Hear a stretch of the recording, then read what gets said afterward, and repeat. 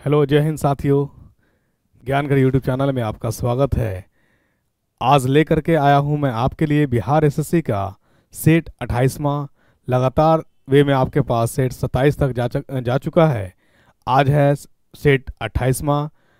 उम्मीद करते हैं कि आप सेट लगाए होंगे और अच्छा स्कोर किए भी होंगे। आप 30 क्वेश्चन का सेट आपके पास रहता है, जिसमें फिजिक्स, केमिस्ट्री और बायोलॉजी, मतलब अब बात कर ले रसायन शास्त्र की, बात कर ले भौतिक और बात कर ले जीव विज्ञान, यानी इस सम्मिलित रूप से 30 क्वेश्चंस रहता है। 10-10 क्वेश्चन जो है बिहार एसएससी में आपका जो क्वेश्चन पूछेगा, 25 क्वेश्चन साइंस रहने वाला है, ठीक है। और एक भी क्वेश्चन सेट से बाहर नहीं रहेगा। ये जब आप एग्ज़ाम देंगे तो आपको फील होगा, अभी आपको ये अंदाज़ा नहीं लगेगा कि क्या कहा जा रहा है, ठीक है ना। जब आप एग्ज़ाम में बैठेंगे, जब आया हुआ क्वेश्चन आपसे मिस्टेक यानी माइनर मिस्टेक हो जाएगा तो याद, इसलिए जो है ज़रूरी है सेट को प्रैक्टिस करना। क्योंकि अभी क्या है ना, जितनी ईमानदारी से दिया जाए लोगों को लगता है बहुत कम। यहीं पे अगर कुछ यानी एग्ज़ाम से रिलेटेड कुछ का कोई प्रश्न रहे या ना रहे, लेकिन इसी में अगर कोई मिर्च मसाला लगा देता है तो लोग को बहुत अच्छा लगता है। मतलब क्या, झूठों को ही शब्दों की ज़रूरत पड़ती है, सच तो हर लहजा में कड़वा होता है। मतलब आपको मैं सच बताने के प्रयास करता हूं और आप इस चीज़ को इग्नोर कर रहे हैं तो याद रखिएगा, लॉस आपका ही होने वाला है अगर आप सेट नहीं लगा रहे हैं। बिल्कुल सेट जो है एग्ज़ाम के पैटर्न को देखते हुए क्वेश्चन बनाया जा रहा है। जिस तरह से बिहार एसएससी का स्टैंडर्ड है, क्वेश्चन पूछने का स्टैंडर्ड है, ठीक है। इसमें में कुछ प्रीवियस ईयर का क्वेश्चन पूछा हुआ क्वेश्चन है और कुछ एक्सपेक्टेशन है जो पूछने की संभावनाएं हैं। तो दोनों आधारित, मतलब पूछा जा चुका और पूछने की संभावनाएं, उससे संबंधित प्रश्न है। तो बिल्कुल आप सेट लगाना ना भूलें। आइए हम लोग सेट पे आते हैं। सेट है 28वां, ठीक है। कुछ क्वेश्चन पूछा जा चुका है, कुछ क्वेश्चन पूछने की संभावनाएं हैं। तो बिल्कुल घबराएंगे नहीं, आप ईमानदारी पूर्वक देखिए, ठीक है। ज्ञान घर यूट्यूब चैनल को अगर आपके फ्रेंड तक नहीं पहुंचा, आप तक तो पहुंचा हुआ है, तभी तो आप देख पा रहे हैं। आपके फ्रेंड सर्किल में नहीं पहुंचा हुआ है तो वहां तक आप शेयर कर दीजिए। चैनल को लाइक और सब्सक्राइब करना भूल जाइएगा, ठीक है। बस हमारा मकसद है आप कामयाब हो जाए, ठीक है। सब्सक्राइब करिए नहीं करिए, लेकिन आपके सेट से, अगर इस सेट से आपके एग्जाम में भला हो जा रहा है तो ये हमारे लिए बहुत शुभ, क्या है, शुभ, उसको क्या बोलेंगे, शुभ चेतक है, शुभ चेतनाएं हैं जो आप कामयाब होंगे, प्रश्न बनाएंगे, ठीक है। देखिए प्रश्न क्या कर रहा है, जीव विज्ञान की वह शाखा जो जीव की संरचना और उनके अंगों के अध्ययन से संबंधित है। तो ये याद रखिएगा, बायोलॉजी में इसको कहा जाता है एनाटॉमी। क्या कहा जाता है? एनाटॉमी। इंग्लिश में अगर बात करेंगे तो एनाटॉमी। एनाटॉमी से मतलब क्या हुआ? एनाटॉमी का मतलब ही होता है इंटरनल पार्ट्स का स्ट्रक्चर और बनावट के बारे में स्टडी करना, मतलब शरीर की संरचना और बनावट के बारे में अध्ययन करना कहलाता है शरीर रचना विज्ञान। क्या कहलाता है? शरीर रचना विज्ञान। तो इसका आंसर क्या हो जाएगा? और इसी को इंग्लिश में बात करेंगे तो एनाटॉमी कहलाएगा। क्या कहलाएगा? एनाटॉमी। एनाटॉमी का शुद्ध रूप से मतलब क्या हो गया? इसका मीनिंग ये हो गया कि शरीर की यानी बॉडी का जो स्ट्रक्चर, बॉडी के स्ट्रक्चर के बारे में यूनिट स्टडी करना, अध्ययन करना, क्या कहलाएगा? एनाटॉमी कहलाएगा। इसी को हिंदी में अगर बात करेंगे तो शरीर रचना विज्ञान कहलाता है, एनाटॉमी, ठीक है। चलिए आइए अगला प्रश्न में आते हम लोग। यहीं पे अगर और ऑप्शन की बात मैं कर दूं तो अगला जो आपका है इसमें ऑप्शन, जैसे कवक विज्ञान की बात करें तो कवक के बारे में यानी फंगी के बारे में अध्ययन करना कहलाता है कवक विज्ञान। मतलब क्या कहलाता है? कवक विज्ञान कहलाता है, ठीक। वहीं पे आपको बात कर ले हम लोग क्राइनोलॉजी, क्राइनोबायोलॉजी। मतलब देखिए ये कलर से संबंधित, क्रोन से संबंधित स्टडी को हम लोग कहते हैं क्राइनोबायोलॉजी। परिस्थितिकी विज्ञान, इकोलॉजी, मतलब जी यानी लिविंग ऑर्गेनिजम्स और वातावरण के बीच जो संबंध है, इसके बीच का जो अध्ययन कहलाता है, मतलब लिविंग ऑर्गेनिजम्स और सराउंडिंग के बीच में जो अध्ययन, रिलेशनशिप का जो अध्ययन होता है, इसी को कहते हैं हम लोग इकोलॉजी। क्या कहते हैं? इकोलॉजी। इकोलॉजी मतलब हिंदी में कहते हैं परिस्थिति। और लॉजी को मतलब यानी जो आपका ये आ गया ब्रांच ऑफ,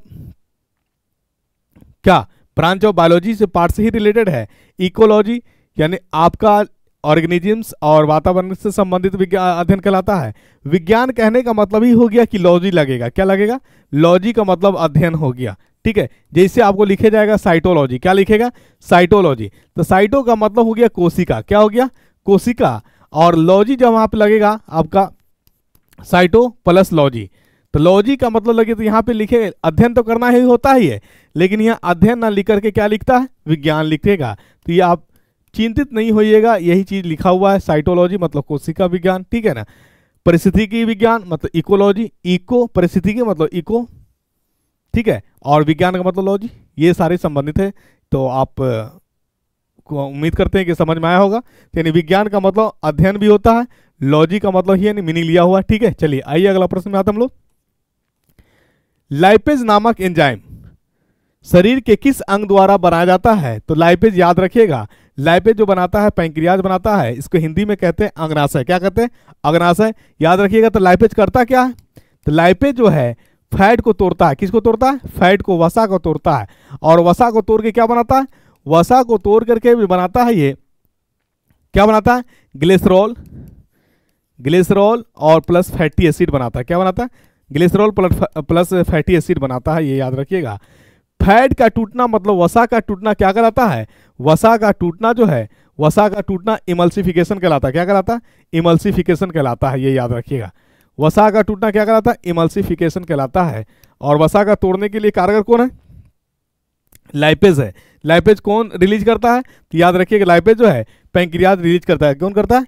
लाइपेज जो है पैंक्रियाज रिलीज करता है। ठीक है ना। चलिए यहीं पे अगर बात कर ले, अगर आपसे पूछ दिया जाता कि बाइल जूस कौन रिलीज करता है, तो बाइल जूस जो है लीवर रिलीज करता है। कौन करता है? लीवर। बाइल जूस, जठर रस, ये आपका यकृत लीवर करता है, ये याद रखिएगा। और टाइलिन की बात कर लीजिए या एमाइलेज की बात करिए, ये आपका लार ग्रंथि है। यानी आपको क्या, सलेवरी ग्लैंड जिसको कहते हैं आप इंग्लिश में, लार ग्रंथि, सलेवरी ग्लैंड, ये आपका रिलीज करता है टाइलिन, टाइलिन, या इसी को एमाइलेज भी कहा जाता है। क्या कहा जाता है? एमाइलेज कहा जाता है। ये सब एंजाइम है। ठीक है, चलिए फेफड़ा, तो फेफड़ा कोई चीज कोई एंजाइम वगैरह सिक्रीट नहीं करता है, ये आपका एक्सक्रीशन यानी क्या कहते हैं, श्वसन ऑर्गन है, सांस का लेने और छोड़ने में मदद करती है। ठीक है, इसके पास यानी सबसे ज़्यादा जो सांस एब्जॉर्ब यानी ऑक्सीजन जो गैसेज होता है वो कहाँ पे स्टोर होता है, तो इसके फेफड़ा में एक यूनिट होता है, यानी उसको हम लोग कहते हैं एल्वियोली। क्या कहते हैं? एल्वियोली। और एल्वियोली को हम लोग एयर सैक के नाम से जानते हैं। कभी कभी आपने ध्यान दिया होगा, यानी अब कार वगैरह में भी क्या होता है, एयर बैग होता है। वो एयर बैग क्या करता है? एयर बैग आपको एक्सीडेंटल केस से बचाने में मदद करता है। ठीक उसी तरह से फेफड़ा में भी क्या है, एल्वियोली जो है एयर सैक है, बहुत सारे गैसेस को क्या करता है, एयर को यानी पूर्ण यानी शुद्ध रूप से कहिए तो गैसेस में कौन सा गैस, तो ऑक्सीजन गैस। ऑक्सीजन गैस को क्या करता है, ये स्टोर करके रखने का काम करता है। ठीक है, चलिए तो आइए अगला प्रश्न में आते हैं हम लोग। यानी लाइपेज कौन सिक्रीट करता है? लाइपेज सिक्रीट करता है पैंक्रियाज। ठीक है, लाइपेज का क्या काम क्या है? लाइपेज का काम है फैट का तोड़ना। फैट का टूटना क्या कहलाता है? फैट का टूटना इमल्सिफिकेशन कहलाता है। फैट टूट करके बनता क्या है? ग्लिसरॉल और फैटी एसिड, ये याद रखिएगा। ठीक, अगला प्रश्न है माइटोकॉन्ड्रिया शब्द किसने बनाया था? तो माइटोकॉन्ड्रिया जो है कार्ल बेंडा ने बनाया था। किसने बनाया था? कार्ल बेंडा ने बनाया था। ये कहाँ के रहने वाला? यह है जर्मन के रहने वाला है। कहाँ के रहने वाला है? जर्मन के रहने वाला। जर्मन माइक्रोबायोलॉजिस्ट है ये।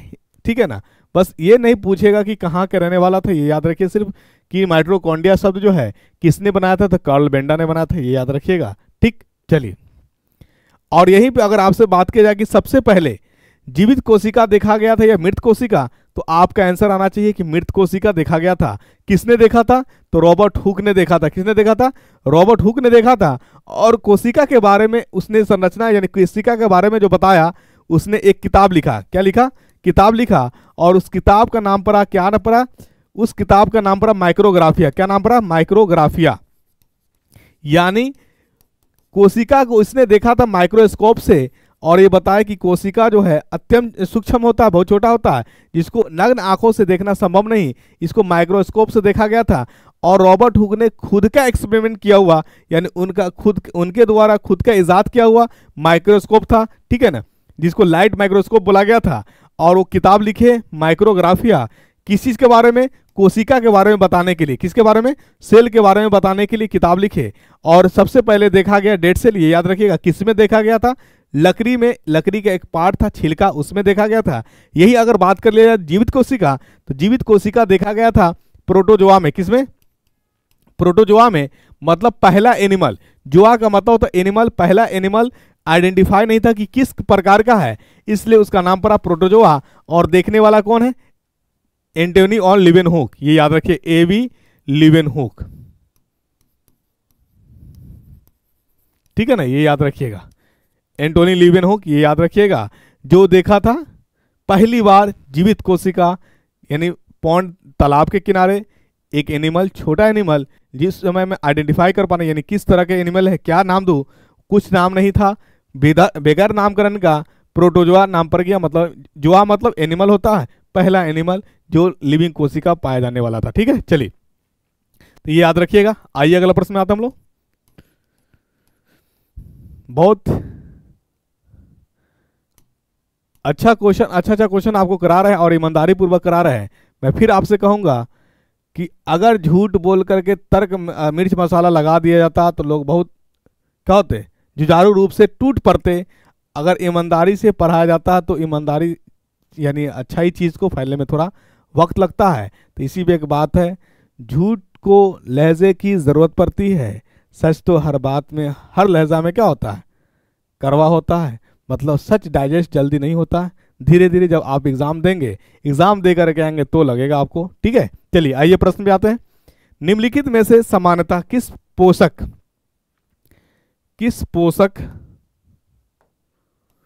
एक मिनट, चलिए, किस पोषक तत्व की कमी के कारण घेंगा रोग हो जाता है? तो ये याद रखिएगा, आयोडीन की कमी के कारण क्या होता है, घेंगा रोग होता है। घेंगा रोग होने से क्या हो जाएगा? घेंगा रोग होने से यहाँ पे गोइटर ये क्या होता है ना, ये स्वेल कर जाता है, फूल जाता है, और आगे इतना यानी समझने की ये क्या कहते हैं उसको, थोड़ा ठंडी में, गर्मी में तो उतना ज़्यादा इफेक्टिव नहीं होता है, ठंडी में घेंगा रोग वाले के साथ बहुत ज़्यादा समस्या होती है। ये घर घर की आवाज़, सांस लेने में दिक्कत होती है, बहुत सारी कठिनाई का सामना करना पड़ता है। तो याद रखिएगा, यानी आयोडीन की कमी से जो रोग होती है उसका नाम क्या है, घेंगा रोग है। ठीक है,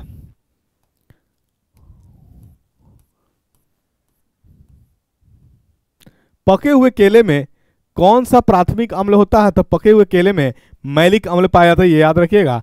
तो यहीं पे एक सवाल ये भी बन सकता है कि कच्चा केला में कौन सा एसिड पाया जाता है? तो कच्चा केला में याद रखिएगा टार्ट्रिक एसिड। कच्चा केला में जो है टार्ट्रिक एसिड पाया जाता है, टार्ट्रिक अम्ल पाया जाता है। टार्ट्रिक अम्ल कच्चा केला में के अलावा भी किसी में पाया जाता था? हाँ, अंगूर में भी पाया जाता है और इमली में पाया जाता है ये टार्ट्रिक एसिड। इमली और अंगूर के अलावा केला में भी पाया जाता है। कैसा केला? कच्चा केला, पका हुआ केला में मैलिक एसिड। ठीक है, याद रखिएगा। आइए अगला प्रश्न में आता हम लोग। फॉर्मिक अम्ल, चींटी के डंग जो है उसमें कौन सा अम्ल पाया जाता है? तो फॉर्मिक अम्ल पाया जाता है, ये याद रखिएगा। ठीक, चले, सोमैटोप्रोटीन, सोमा प्रोटीन नहीं है, सोमैटोप्रोटीन। देखिए, सोमा का मतलब होता है वृद्धि, काम करने वाला। तो काम करने वाला ही को हम लोग सोमैटोप्रोटीन कहते हैं। यानी शरीर के विकास के लिए जो हमारा हार्मोन कारगर है, यानी ग्रोथ हार्मोन का ही दूसरा नाम क्या है? सोमैटोप्रोटीन। क्या है? सोमैटोप्रोटीन। यानी ग्रोथ हार्मोन का दूसरा नाम क्या है? सोमैटोप्रोटीन। ये आप याद रखिएगा। ठीक, आंसू गैस यानी टीयर गैस के नाम से जाना जाता है। ठीक है, हास्य gas, nitrous oxide, N2O, laughing gas जिसको कहते हैं आप। पाचक रस तो आप जान रहे, डाइजेस्टिव जूस कौन सिक्रीट करता है? पैंक्रियाज, अग्नाशय। ठीक है, चलिए,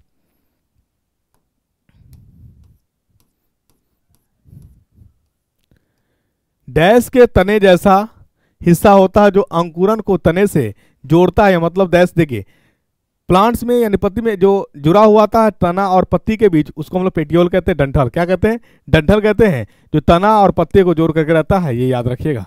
ठीक है, जो आपको हिस्सा होता है जो अंकुर को तने से जोड़ता है, अंकुर को तने से जोड़ता है। मतलब आपको ये हो गया, देखिए, अंकुर मतलब आप देखेंगे चना वगैरह जो निकला हुआ रहता है ऊपर में, उसी को अंकुरित चना कहते हैं। और यही अटैचमेंट होता है, जब फैलेगा आगे तो पत्ती बनेगा, और यही पत्ती क्या हो जाता है? पत्ती स्टेम से तना से अटैच होता है, और उसी को हम लोग कहते हैं डंठल पेटियोल कहते हैं। ठीक है ना, डंठल पेटियोल कहते हैं।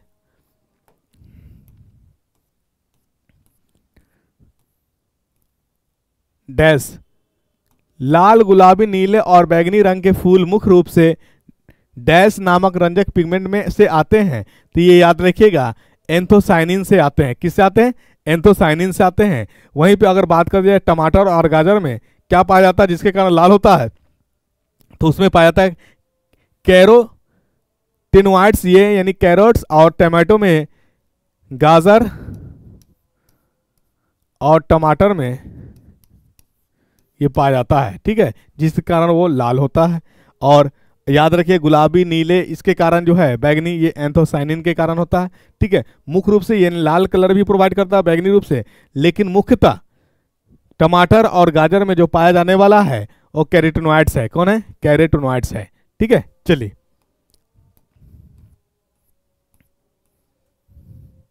मानव शरीर में पाचन तंत्र का सबसे लंबा हिस्सा कौन सा होता है?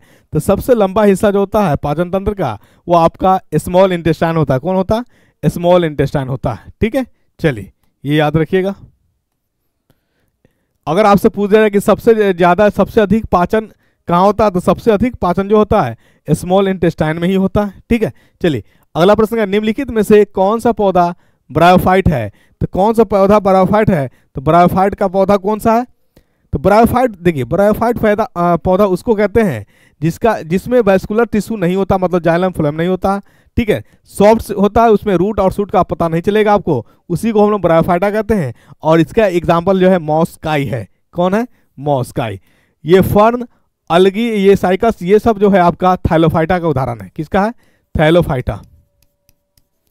थैलोफाइटा कहने मतलब इसमें जो होता है वैस्कुलर सिस्टम पाया जाता है, मतलब रूट होता है, मतलब सूट डेवलप नहीं होता, रूट होता है, इसीलिए इसको यानी हम लोग क्या कहते हैं? थैलोफाइटा कहते हैं। और ब्रायोफाइटा में ना ही रूट डेवलप होता है और ना ही सूट डेवलप होता है। उसका उदाहरण आपका क्या है? मॉस है, लिवरोट्स भी है। ठीक है ना, मर्चेंसिया भी है, ये सब नाम है आपका, याद रखिएगा। चलिए निम्नलिखित में से कौन सी बीमारी वायरस के कारण होती है? तो याद रखिएगा, यानी जो ऑप्शन दिया हुआ है वायरस से होने वाली बीमारी, तो वायरस से होने वाला बीमारी इसमें जो है सिर्फ और सिर्फ क्या है आपका? हैजा है यहाँ पे। दाद और खसरा जो है ये आपका फंगी से होने वाला है बीमारी, जिसको आप कवक कहते हैं। वही बात कर लेते हैं हम अगर टाइफाइड की, तो टाइफाइड जीवाणु से होने वाला बीमारी है। कौन सी जीवाणु? Salmonella typhi, S typhi. आप अगर आपको हुआ होगा या आपके भाई बंधुओं में किसी का हुआ होगा तो आप देखे होंगे उसमें जो टाइफाइड का जो टेस्ट होता है यानी क्लियर करने के लिए, उस टेस्ट का नाम है विडाल। क्या नाम है? Widal test. तो उसमें देखे होंगे एस लिखा रहता है टाइफी, तो ये आपका जो है बैक्टीरिया का नाम है सैल्मोनेला टाइफी। क्या नाम है? सैल्मोनेला टाइफी, जिसके कारण आपका क्या होता है? बोलिए, टाइफाइड होता है। अगर ये पॉजिटिव है तो टाइफाइड है, अगर नेगेटिव है तो टाइफाइड नहीं है। मतलब सैल्मोनेला टाइफी अगर मान लिया जाए कि पॉजिटिव है, इसका मतलब एक्टिव है, तो एक्टिव होने के कारण टाइफाइड होगा। अगर नेगेटिव है, इसका मतलब इनएक्टिव है, टाइफाइड नहीं होगा। तो ये आप टेस्ट में आपको नहीं हुआ होगा, आपके भाई बंधु किसी को हुआ होगा तो आप देखे होंगे। मैंने इस चीज़ के इसलिए मैं बता दिया कि वहाँ पे जो है अगर आपसे पूछ सकता है प्रश्न कि टाइफाइड जो है किस जीवाणु से होता है, तो टाइफाइड यानी सैल्मोनेला टाइफी यानी सैल्मोनेला बैक्टीरिया से होने वाला बीमारी है। टाइफाइड यानी बैक्टीरिया जीवाणु से होने वाला बीमारी है। ठीक है, चलिए धोने का सोडा का रासायनिक सूत्र है। धोने का सोडा का रासायनिक सूत्र sodium carbonate into 10H2O। Sodium carbonate into decahydrate, ये आपका धोने का सोडा का रासायनिक सूत्र है, ये याद रखिएगा। ठीक, यहीं पे इसकी बात अगर सोडियम बाइकार्बोनेट का फॉर्मूला NaSCO3। ठीक है, चलिए NaOH को क्या बोलते हैं? NaOH को बोलते हैं caustic soda. Caustic soda.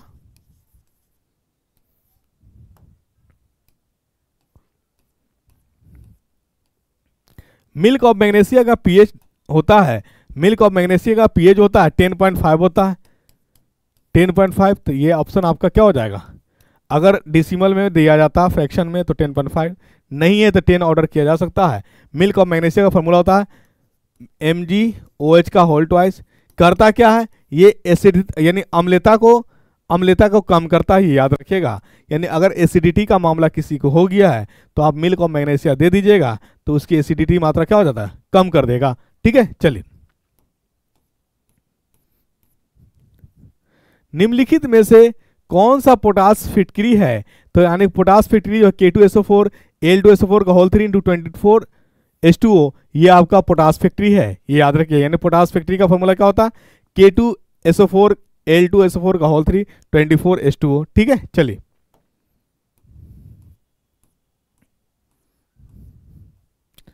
Sodium का परमाणु द्रव्यमान कितना होता है? सोडियम का परमाणु द्रव्यमान ये तो बताने की जरूरत नहीं है, आपको आता ही होगा। ठीक है, चलिए एटॉमिक नंबर की बात करें, सोडियम का एटॉमिक नंबर कितना होता है? 11। चलिए हवा के गर्म होने के संबंध में निम्नलिखित में से कौन सा सही है? अब आप ही बताइए, हवा को जब गर्म करिएगा तो फैलेगा, फैलेगा तो ज्यादा एरिया को कवर करेगा, जब फैलेगा एरिया को कवर करेगा तो आप बताइए मुझे कि वो हल्का होगा या भारी? बिल्कुल आपने सही आंसर किया, हल्का होगा। तो आंसर क्या हो जाएगा? यह फैलती है और अधिक स्थान घेरती है। अगर आपको नहीं पता है तो आप जो है कभी परफ्यूम वगैरह लगा करके निकलिए रूम से बाहर। गर्म के मौसम में होगा तो ज़्यादा फैलेगा, ठंडी का मौसम होगा तो ये कंडेंस रहेगा, ज़्यादा दूर तक फैलेगा नहीं। इसका मतलब गर्मी से फैलाव ज़्यादा, ठंडी से फैलाव कम है। तो ठंडी से फैलाव कम है, इसका मतलब वो भारीपन महसूस कर रहा है, फैलेगा नहीं ज़्यादा। आई बात समझ में? ठीक है, तो यानी हवा को गर्म करने पे वो हल्का होता है, भारी नहीं होता है, और हल्का होने के कारण वो फैलता है। तो सेकेंड स्टेटमेंट जो है गर्म करने पर यह भारी हो जाता है, ये सही नहीं है। आपका पहला स्टेटमेंट सही है, केवल एक सही है। ठीक है, चलिए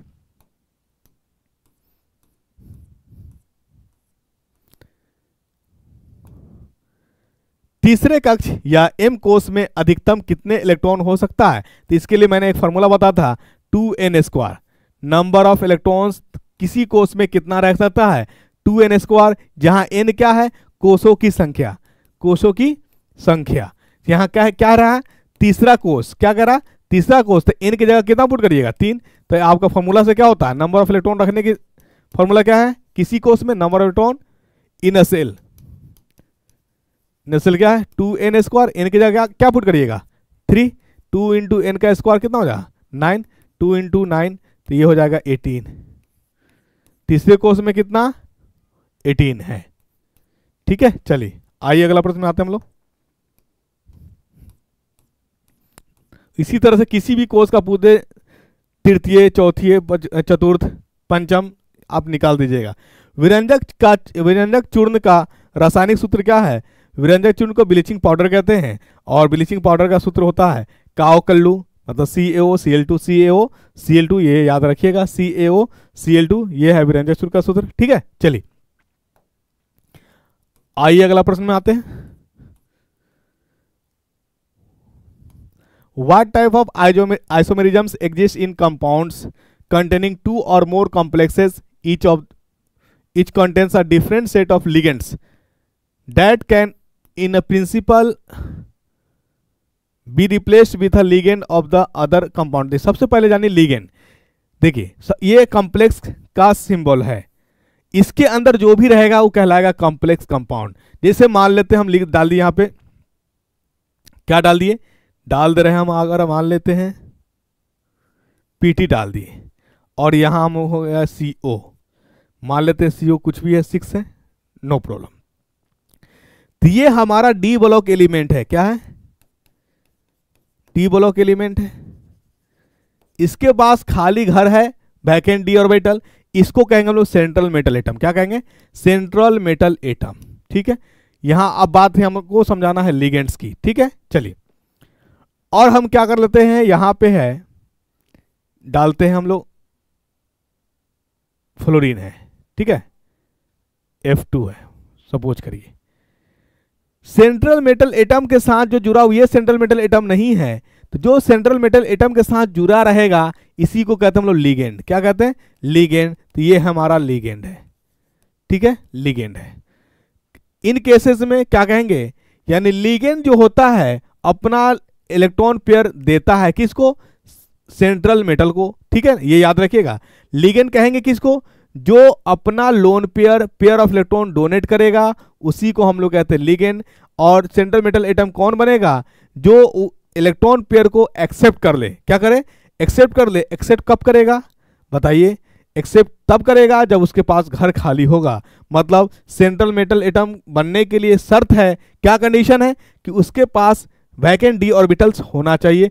पी और एस वाला सेंट्रल मेटल एटम नहीं बनेगा, ये याद रखिएगा, डी वाला बनेगा। ठीक है, चलिए, तो जो याद समझ में नहीं, जो सेंट्रल मेटल एटम से अटैच होगा वो हमारा लिगेंड कहलाएगा। और सेंट्रल मेटल एटम एगो दूगो तीनगो इस तरह से होगा, लिगेंड आपका तादाद में दिखेगा, ज्यादा संख्या में दिखेगा, क्राउडेड दिखेगा।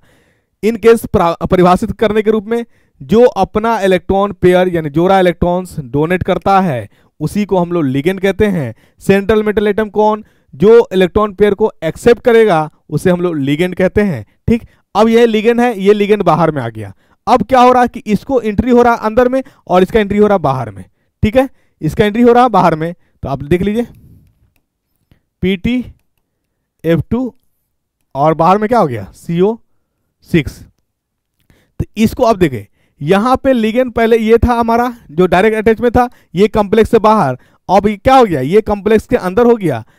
लिगेंड और सेंट्रल मेटल एटम के बीच जो अरेंजमेंट जुड़ाव होता है, यानी अगर ये मान लीजिए लिगेंड है और ये हमारा ये सेंट्रल मेटल एटम है और ये लिगेंड है, ये जुड़ता जो है कोऑर्डिनेट बॉन्ड से जुड़ता है। किससे जुड़ता है, कोऑर्डिनेट बॉन्ड से जुड़ता है। इसी को हम लोग कहते हैं कोऑर्डिनेशन कंपाउंड्स कहते हैं। क्या कहते हैं, कोऑर्डिनेशन कंपाउंड्स कहते हैं।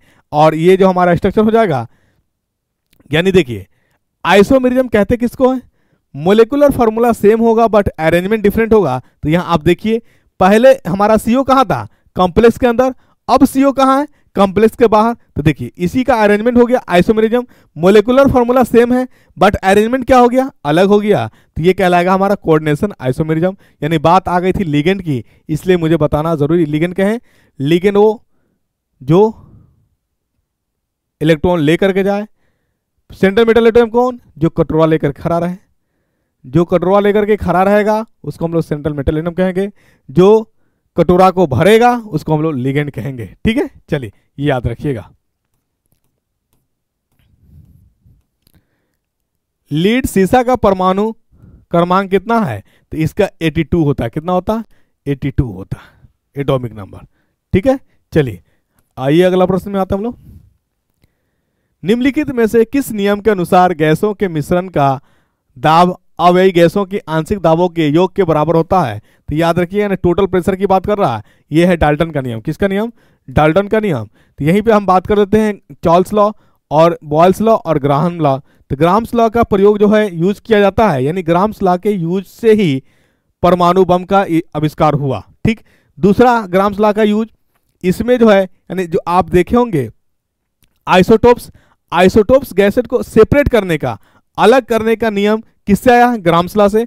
और इसी ग्राम्स लॉ से रेट ऑफ डिफ्यूजन भी आया था। मतलब कोई भी गैस कितना स्पीड से स्प्लिट हो सकता है, अलग हो सकता है, याद रखिएगा। यानी परमाणु बम का जो आविष्कार हुआ है किस लॉ के अनुसार हुआ है, ग्राम्स लॉ के अनुसार हुआ। अगर आपसे पूछ दिया जाएगा आइसोटोप्स एलिमेंट्स है, समस्थानिक एलिमेंट्स को अलग करने का किस नियम से द्वारा अलग किया गया था, तो ग्राम्स लॉ से ही अलग किया गया था। और ग्राम्स लॉ से जो रेट ऑफ डिफ्यूजन होता है, रेट ऑफ डिफ्यूजन ये क्या होता है, डायरेक्टली प्रोपोर्शनल होता है स्क्वायर रूट ऑफ मास के। ठीक है, ये याद रखिए। रेट ऑफ डिफ्यूजन जो है, रेट ऑफ डिफ्यूजन मतलब गैस का जो विसरण करने का जो दर है, गैस का जो विसरण करने का दर है वो आपका डायरेक्टली प्रोपोर्शनल होता है स्क्वायर रूट ऑफ मास के द्रव्यमान के। ठीक है, चलिए यही भी बात कर ले हम लोग चार्ल्स लॉ की। तो चार्ल्स लॉ जो होता है, चार्ल्स लॉ ये आपका दाब और आयतन के बीच का संबंध है। किसके बीच है, दाब और आयतन के बीच के संबंध है। ठीक है, चलिए तो यानी दाब लॉ कहता है, यानी जो है चार्ल्स लॉ से जो है दाब, इसको मिटा देते,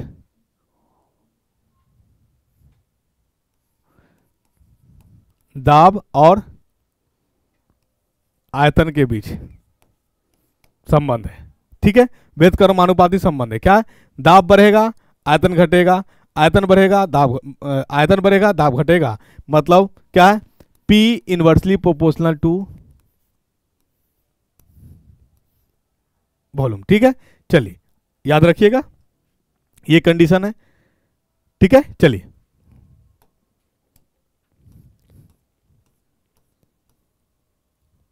किसी वस्तु का द्रव्यमान और उत्पन्न त्वरण का गुणनफल उस पर लगने वाले डैश के बराबर होता है। तो याद रखिएगा, द्रव्यमान और कह रहा है त्वरण, तो एफ बराबर जो होता है द्रव्यमान इंटू त्वरण क्या होता है, ये बल के बराबर होता है। किसके बराबर होता है? बल के बराबर होता है। तो आंसर क्या हो जाएगा? A number is the correct answer. मतलब आपको कह दिया किसी वस्तु का द्रव्यमान और उत्पन्न त्वरण का गुणनफल क्या होता है, तो द्रव्यमान और त्वरण का जो गुणनफल होता है ये आपको बल देता है। क्या देता है? बल, फोर्स। फोर्स का ऐसा यूनिट क्या होता? न्यूटन। फोर्स का ऐसा यूनिट, बिल्कुल आपने सही कहा। अगला प्रश्न क्या है?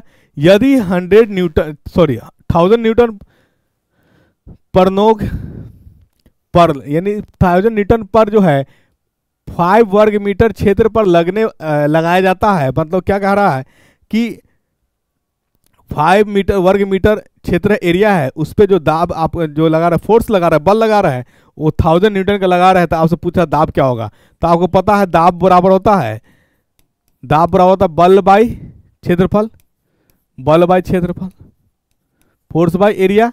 बल कितना है? 1000 और क्षेत्रफल कितना है? 500। ये आप 5, ये आपका कितना हो जाएगा? 200। तो 200 पास्कल जो है आपका दाब हो जाएगा, 200 pascal. 200 pascal the correct answer. Formula याद रहेगा, यानी प्रेशर बराबर होता है force by area, force by area. ठीक है, चलिए आइए अगला प्रश्न में आता हम लोग।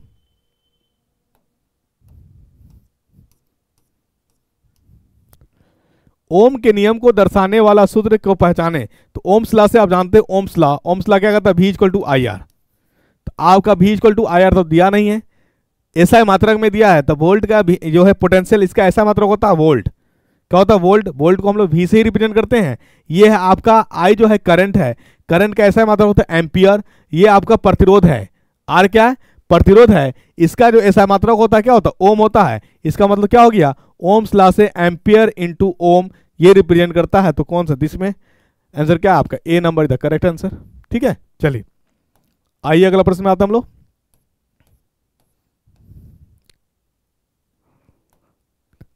When do electrons move for the flow of charges in a conducting metallic wire? तो इसमें क्या हो, जब फ्लो ऑफ चार्ज होता है तो उसमें पोटेंशियल होता है, एक प्रेशर का काम करता है, पोटेंशियल डिक्रीज करता है। क्या करता है?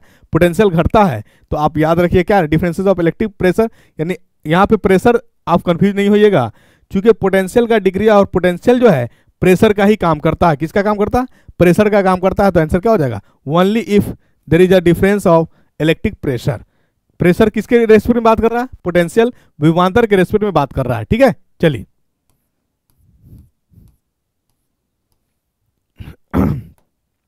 प्रत्येक किलोग्राम पर पृथ्वी का गुरुत्वाकर्षण बल कितना होता है? प्रत्येक किलोग्राम पर, तो आप जानते हैं एफ बराबर क्या होता है? mg। प्रत्येक किलो यानी मास कितना है? 1 kg। और g का वैल्यू कितना लेते हैं? 9.8 या 10। तो कितना हो जाएगा बताइए? 10 न्यूटन। अगर 9.8 न्यूटन नहीं है तो 10 न्यूटन हो जाएगा। तो आंसर क्या हो जाएगा आपका? B number the correct answer. ठीक है, ये याद रखिएगा। चलिए अगला प्रश्न में आते हैं हम लोग। डैश का निरपेक्ष अपवर्तनांक 2.42 है, मतलब किसका रिफ्रैक्टिव इंडेक्स 2.42 होता है? तो ये याद रखिएगा, रिफ्रैक्टिव इंडेक्स 2.42 जो है ये डायमंड हीरा का होता है। किसका होता? हीरा का होता है। ये याद रखिएगा। रिफ्रैक्टिव इंडेक्स कहते किसको है? रिफ्रैक्टिव इंडेक्स कहते किसको है? यानी जिसका निकालना होगा। देखिए अगर आपसे पूछ दिया जाए ये हमारा जो है, ये हमारा निर्वात है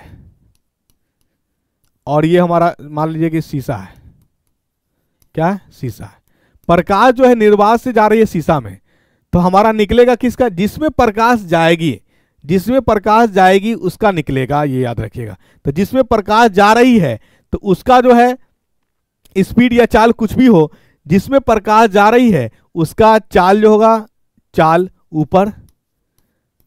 तो इसको मान लेते हैं, इसको हम 1 सिस्टम मान लेते हैं, इसको 2 मान लेते हैं। तो चाल 2 बाई चाल 1 याद रखिएगा। यानी रिफ्रैक्टिव इंडेक्स जो है, यानी निरपेक्ष अपवर्तनांक जो होता है, निरपेक्ष अपवर्तनांक उसका निकलेगा जिसमें प्रकाश प्रवेश करती है, उसका नहीं निकलेगा जहां से प्रकाश आ रही है। याद रखिएगा।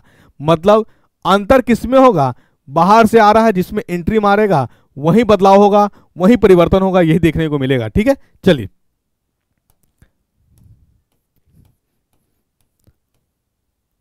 किस घटना के कारण साफ आकाश का रंग नीला होता है? तो प्रकाश के प्रकीर्णन के कारण ये जो है नीला होता है, चूंकि नीला रंग का प्रकीर्णन ज्यादा होता है, यही वजह है कि आकाश नीला दिखता है, ये याद रखिएगा।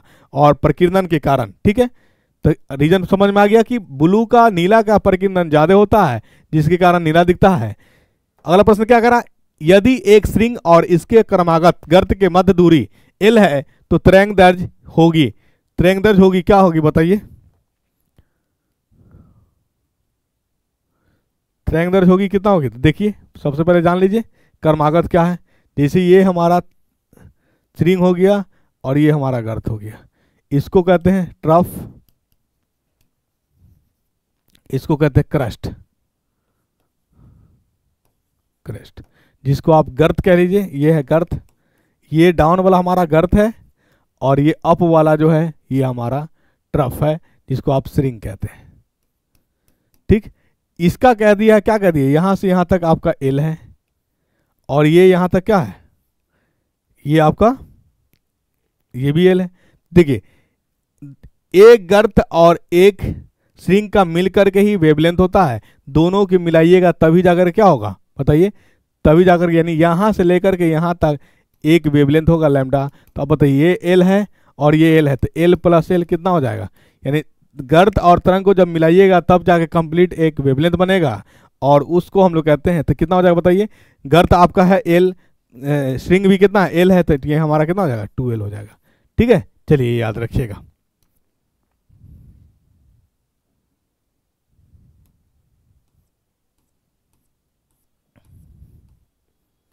अगला प्रश्न है, which of the following is a one of the metals used in LED semiconductor technology. तो ये जो है सर्वाधिक यूज होने वाला सेमीकंडक्टर में LED में प्रयोग किए वाला जो है धातु वो आपका गैलियम है। क्या है, गैलियम, Ga गैलियम है, ये याद रखिएगा।